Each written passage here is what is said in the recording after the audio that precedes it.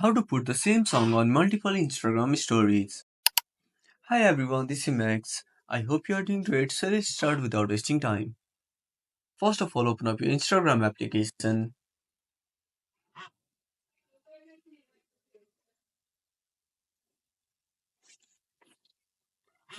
Now tap on your story and select the photo you want to upload. Now tap on the sticker icon and select add your music. Tap on add music and search for any music.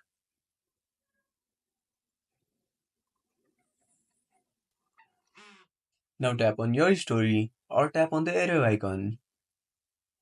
Tap on share and done.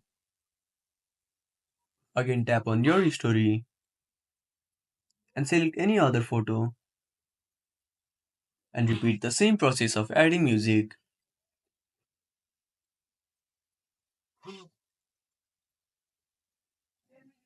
and tap on done. Now upload the story.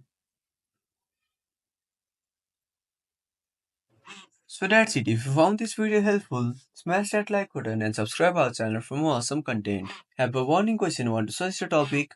Drop down a comment below. This is Matt signing off until next time.